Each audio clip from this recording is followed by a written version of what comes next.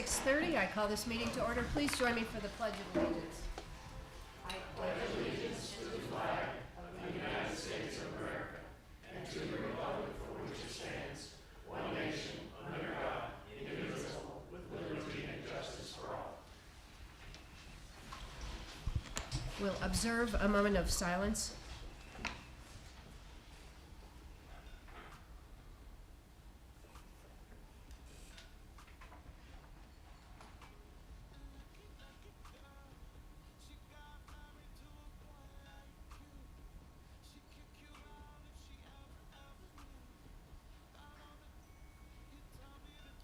Thank you. Do we have any announcements, awards, or special recognition? We do, Mayor. We actually have two announcements. One announcement is a reminder that there's been a change as of the last council meeting to the public comment period. So it will be 3 minutes per individuals who sign up to speak for a total of 30 minutes per the comment period. So that's just a reminder. And then secondly, we also just want to inform the public that there'll be more formalized announcement of some agenda changes coming out soon. That's our website where we have our agendas, minutes, and our videos. So we'll be sending out information regarding that in the future, but we just want a precursor before it comes out. Just a quick announcement. Thanks very much. Tonight we have a very special presentation by Gary Scheimer. Robin Caillou, do you want to introduce our guest? I'll be really quick. We have Fred Howery. He's the president and CEO of our preeminent manufacturer and employer located right here in Peachtree City. Thank you.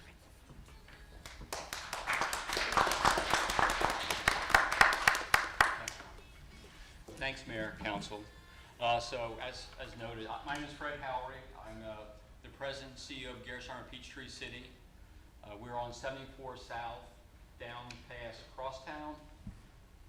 So we manufacture medical devices and primarily drug delivery. I'm sorry, Mr. Howery, excuse me. Only because of the video, if you can please speak into the mic. Okay, all right.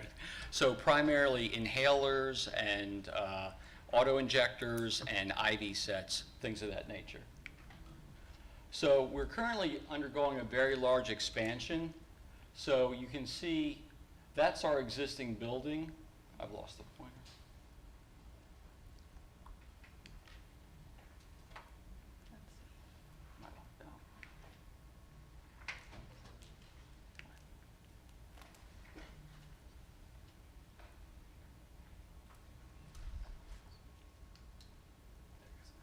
It was me. So we're doing an expansion. In the top left-hand corner, you'll see this was our building middle of last year. We've been doing a lot of clearing and construction work, as you see down here. The expansion will actually take place here. We're adding about 80,000 square feet of clean room. And here's a print of what it's going to look like. So it's quite a large expansion. We're going to almost double our manufacturing size. This is a Class 8 clean room for most of the facility, and the new addition will be a Class 9 clean room. So this is just a picture of all the expansion and all the activity going on. It's a lot of ground clearing and ground preparation. So what we're going to make is a product for Eli Lilly. It's called Trulicity. And it's a drug that helps your pancreas create insulin so you do not become insulin dependent.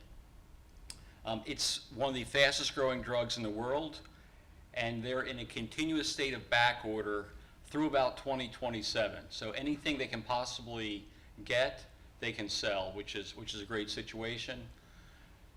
They do these by production sites, and they call it an R site. This is we are building R8.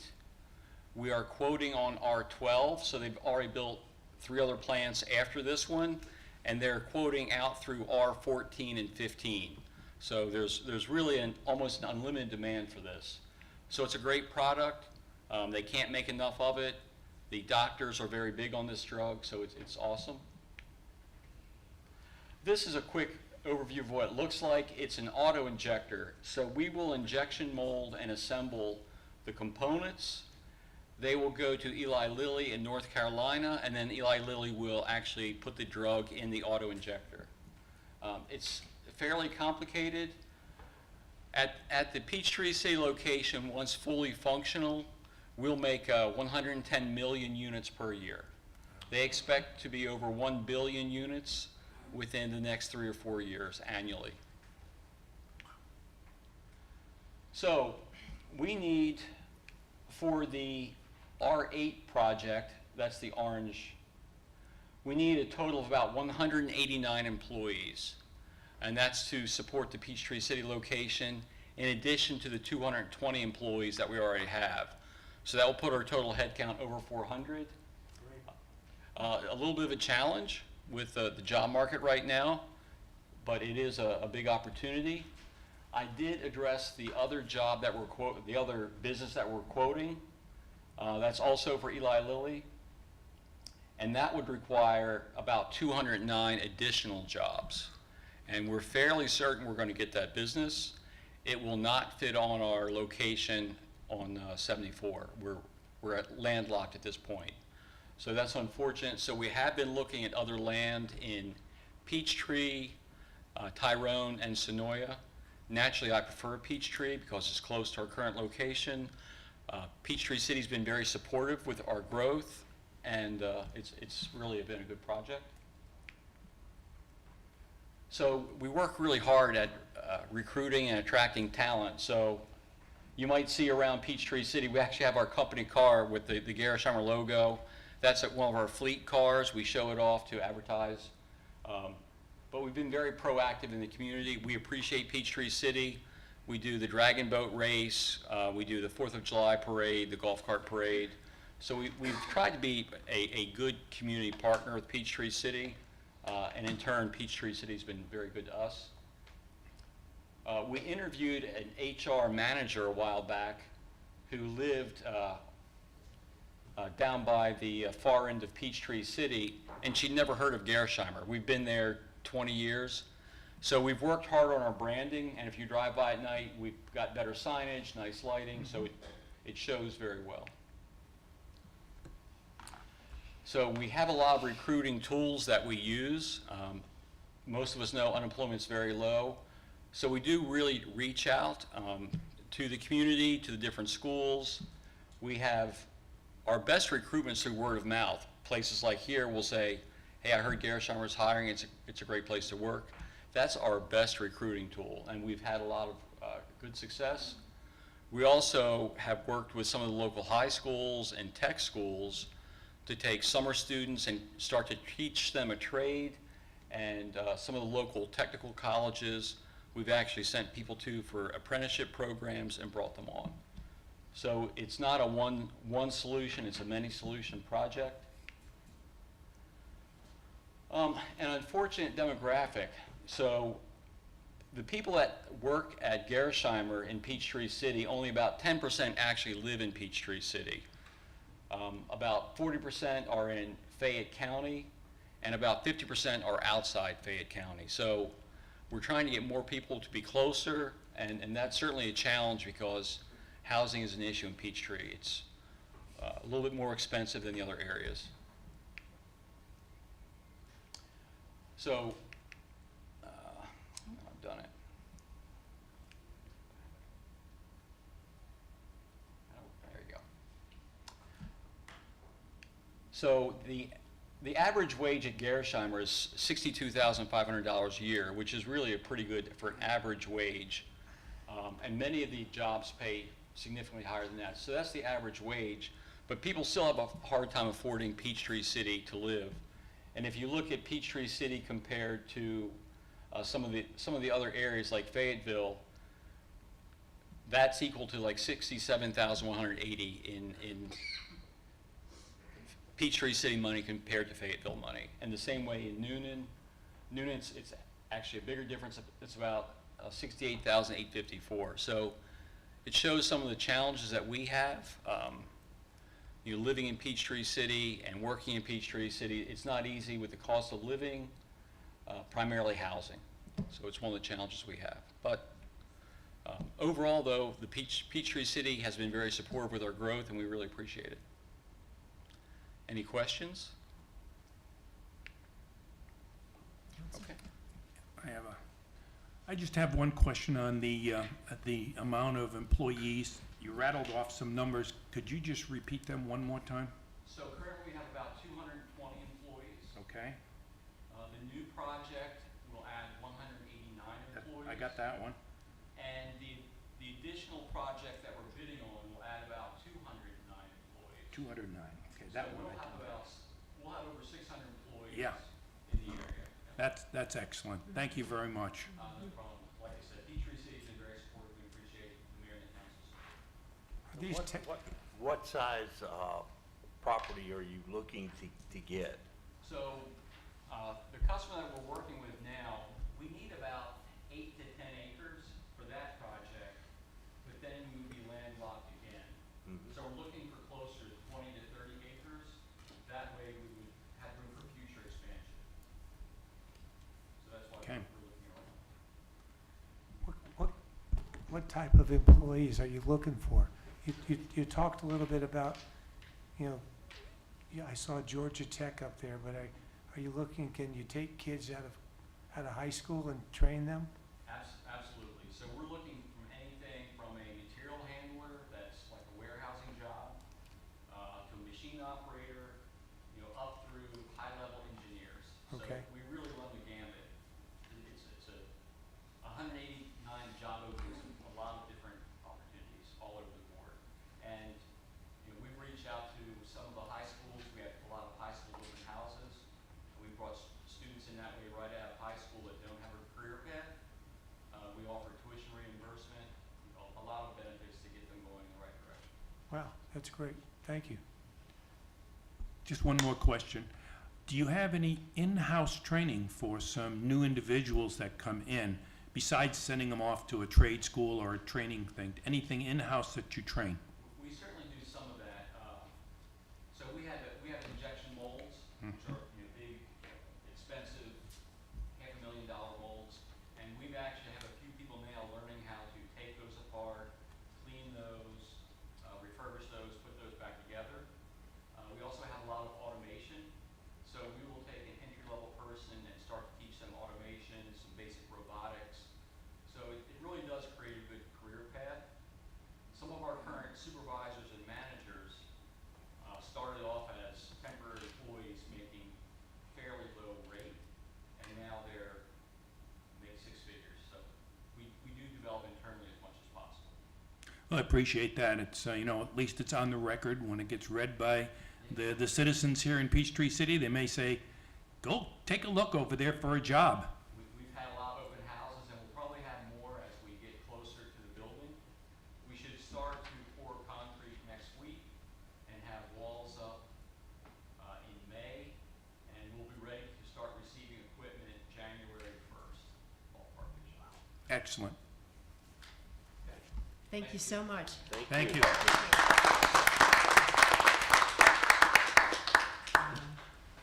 Public comment? Yes, we have one person signed up to speak, Ms. Suzanne Brown. Of course. Wow, 3 minutes. My name is Suzanne Brown and I live in Crescent Oak. I recently had a few less than wonderful experiences with electric and gas-powered bikes and e-scooters on the multi-use path. Some are very similar to the size of a small moped. A few are the same overall size as a person-powered mountain bike, but most have wider tires. Some tires are as wide as 4 inches, and they go fast. Some can carry a second person or tow a small wagon or cart for a child. Did I mention they go fast? The problem is they go too fast for a silent bike. Electric golf carts are quiet, but they make more noise because of their weight and 4 tires. E-bikes are fast and quiet, very quiet, and so are e-scooters. The riders I've encountered are mostly young adults, teens, but one appeared to be as young as 10 years old. So far, none have used a bell or signal to warn me as they approach me walking my dog. I try to stay aware, but I've been surprised by an e-bike whizzing past me while I'm carefully picking up dog debris. He was going fast. Many appear to exceed the speed limit on the path, although I don't have a radar gun. Here are my questions. Should they be registered like golf carts? How can we check their speed because many seem to be street legal? Aren't street legal golf carts, e-bikes, and gas-powered bikes that are more like mopeds supposed to be on the street, not the multi-use paths? And if that's the case, wouldn't the operator need to meet age and licensing requirements for the driver and the vehicle? We have age requirements for driving golf carts, but no age requirements or guidelines for e-bikes. But these e-bikes and gas-powered bikes go much faster than pedal-powered bikes and faster than my close to vintage age golf cart. Do we need to look at this issue? I think maybe we do. I asked my friends in town, and many have had similar experience with e-bikes, gas bikes, and e-scooters. I encourage people here or who are watching from home to share your story, concerns, or issues and opinions about this subject with council members. Council, will you ask city staff to look into it and whether we need to add e-bikes, gas-powered bikes, and gas or electric scooters to our ordinance to have some regulation and better safety on the paths? Thank you. Thank you. Minutes, March 30, 31, 2023 retreat minutes, April 6, 2023 city council meeting minutes. Mayor, I move that we approve the March 30, 31, 2023 retreat minutes and the April 6, 2023 city council meeting minutes, although I would have to abstain from the second. All right, we'll do the first one first. All those in favor of accepting the minutes, March 30, 31, 2023, say aye. Aye. All opposed? Motion carries. Mayor, there was no second. I'll second I'm it. sorry, second, Clint Holland. Yep. All in favor, say aye. Aye. All opposed? Motion carries. Thank you. April 6, 2023 city council meeting minutes. May I get a motion to approve? Madam Mayor, I will make a motion to approve the city council meeting minutes of April the 6th, 2023. I'll second. I have a motion and a second. All in favor, say aye. Aye. All opposed? Motion carries. Thank One you. abstention. Thank you. Consent agenda items. 1, accept temporary path easement over 100 Governor's Trace. 2, repairs to hockey rink roof. 3, award of police car accessory purchase and installation to West Chatham. 4, fiscal year 2023 budget amendment, Walmart local community grant. Can I get a motion? Madam Mayor, I make a motion that we accept the consent agenda items 1 through 4 as read. I'll second that. I have a motion and a second. All in favor say aye. Aye. All opposed? Motion carries. Thank you. Old agenda items, we have none. New agenda item 42304, 2023 stormwater pipe rehabilitation project, CIPP lining method. Good evening, Dave Borkowski, City Engineer. This evening, we're requesting that council award the bid for the 2023 stormwater pipe rehabilitation project for cured-in-place pipe lining to Inliner Solutions for their bid amount of $1,082,818. We had the scope of work basically for this project is in-place rehabilitation of a little over 9,000 linear feet of 15-inch to 36-inch diameter corrugated metal pipe. This is where they put a plastic liner inside and basically inflate it with hot air and steam. This is the preferred method for rehabilitating metal pipes of this size because it's much cheaper to do this than any kind of open cut type of rehabilitation. These pipes are exhibiting severe corrosion and holes and failing joints and things like that. We put this out to bid and we actually received some good response. We had 5 bidders on this project, and Inliner Solutions was the low bid. And we are requesting approval of this. There's funds available in the stormwater infrastructure account. Were there any questions on this? Nope. Questions? Nope. Can I get a motion? Madam Mayor, I move that we approve new agenda item 42304, the 2023 stormwater pipe rehabilitation project, CIPP lining method for $1,082,818. I'll second. I have a motion and a second. All in favor say aye. Aye. All opposed? Motion carries. Thank you. Thank you. New agenda item 42305, ordinance 1208, updates to the department's ordinance. Thank you, Madam Mayor. This is to follow up from the compensation plan that was presented and approved to council at the previous meeting 2 weeks ago, the April 6th meeting. This is, when we presented that, one of the slides, we actually showed that some of the things we were recommending was to dissolve the Public Services Division and to create a Public Works Division and an Engineering Services Division with the various departments of Public Services going to each of those. So this ordinance update creates those two divisions and defines the departments within them. It also cleans up financial services, changes to financial and administrative services. It adds the GIS department into that division because since we've updated this ordinance, we've added a GIS department. And then there's really just some other grammar corrections to be a little more consistent throughout the ordinance where all the language kind of matches each other.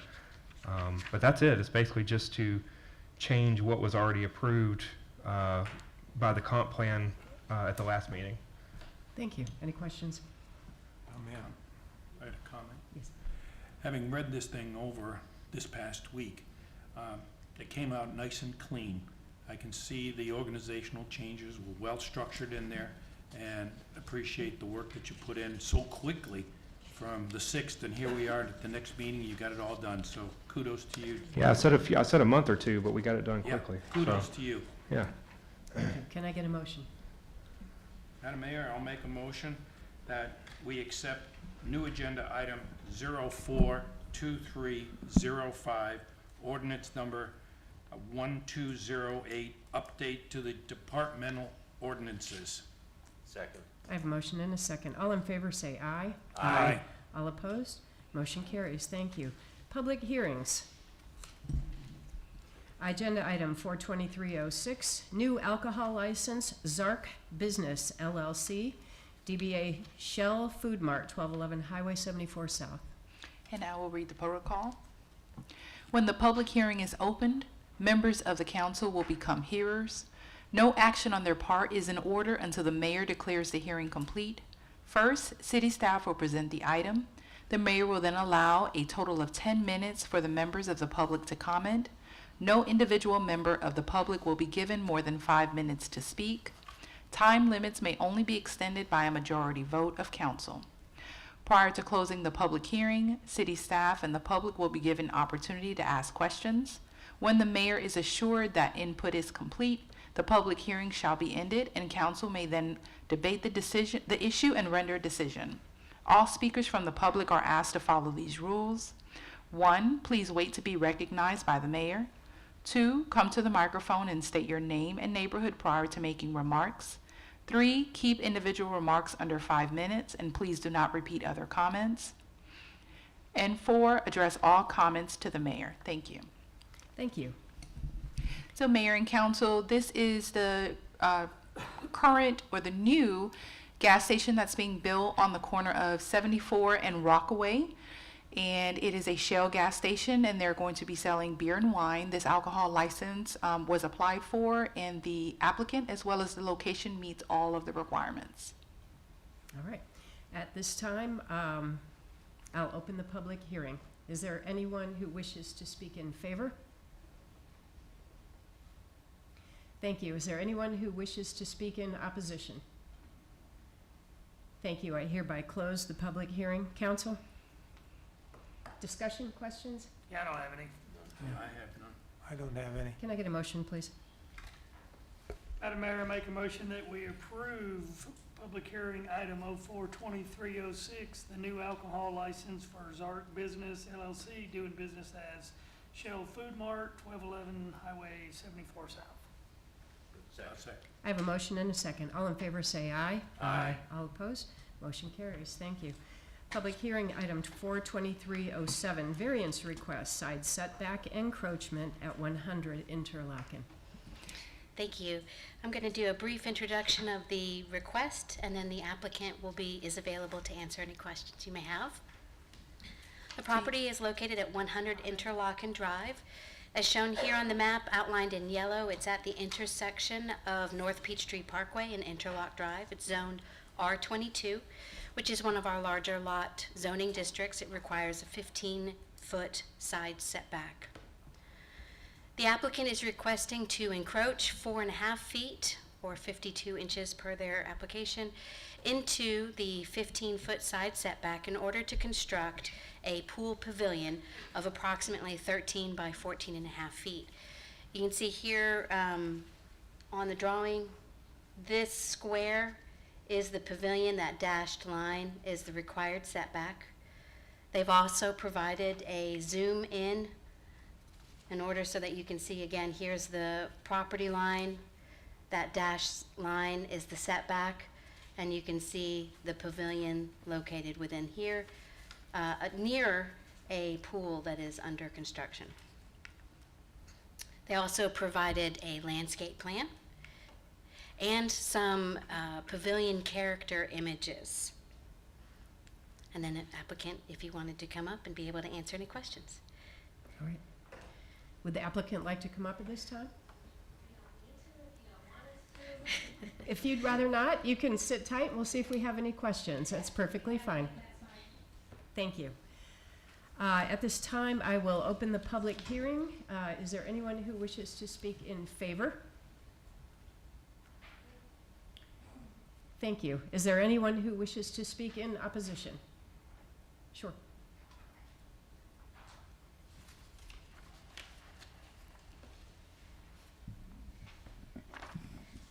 My name is Suzanne Brown. I live in Crescent Oak.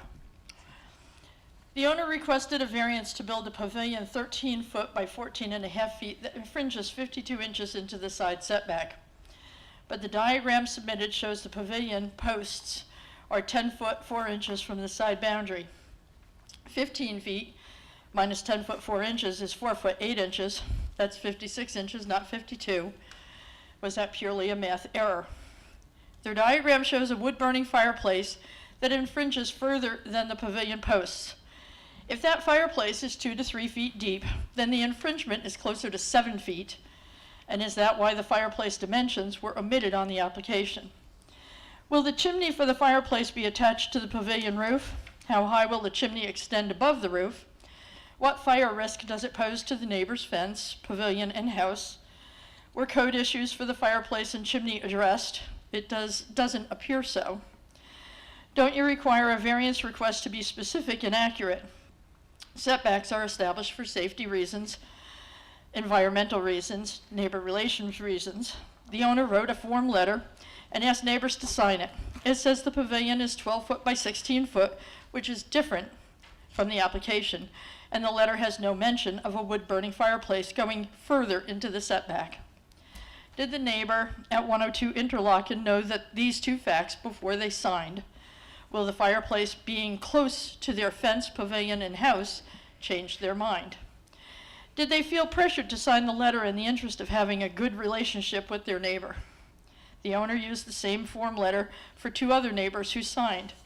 Would they change their mind now that they know about the errors and omissions in the letter and the plans submitted? A neighbor signing today is also speaking for countless future neighbors who might very well object to a pavilion and fireplace infringing 7 feet into a 15-foot setback. I have a problem with the missing fireplace dimensions. Clearly, the property owner submitted this request with a diagram on which they drew the fireplace. They drew the pavilion, and they calculated and noted incorrect dimensions on what they submitted. There's a problem when measurements on the drawing submitted are incorrect or omitted. The large pool and large pool deck were there when they bought it in 2020, or at least I thought so. The owner's narrative emphasizes unnecessary hardship and practical difficulty if they can't infringe into the setback. That's an improper description. They bought the home at the same pool they are now classifying as improperly scaled and constructed. If that was their opinion, they shouldn't have bought the house. Criticizing the pool now simply to justify an equally improperly scaled pavilion in an attempt to get this council to approve a variance is disingenuous. A key phrase in the owner's narrative, section B, is, quote, "In order to have adequate area for their desired design elements, encroachment into the setback would be necessary," unquote. But building their desired design elements is not a necessity of life. There is a difference between wants and needs. What can the homeowner build that doesn't infringe so a variance is not needed? The answer is either a smaller pavilion and fireplace or one that is closer to the existing pool. If the calculation is correct, they have 11 feet between the proposed pavilion and the current pool. Simply move the pavilion closer to the pool and voila, no variance is needed. But they claim if you don't approve the variance, then they will have to angle the structure, which will force them to cut down hardwood trees. That's the cudgel they're using to make council approve their request.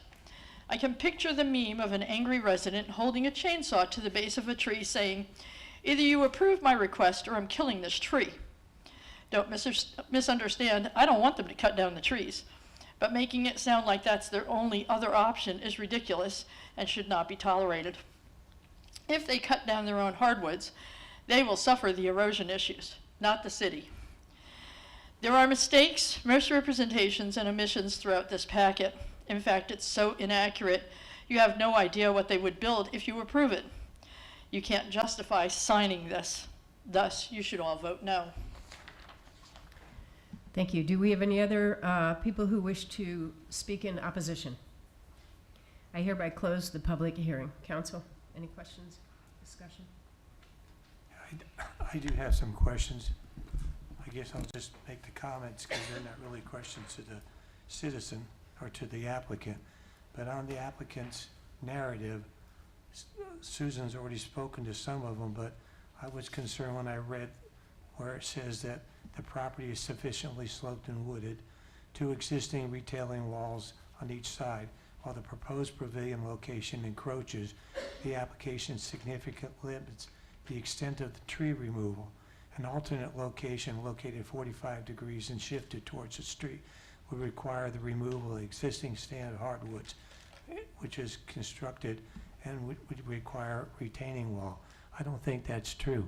I think if you take a look at what the 2 pictures are that they have here, that there is an alternative that you can adjust that pavilion and not have to have the variance. It goes on to say in order to have an adequate area for the design elements, encroachment to the setback would be necessary.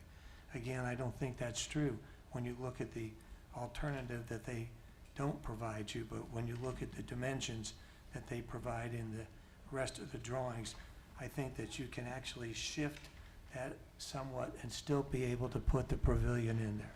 So I'm concerned about the way it's written up, and there are alternatives, in my opinion. Thank you. Any other comments?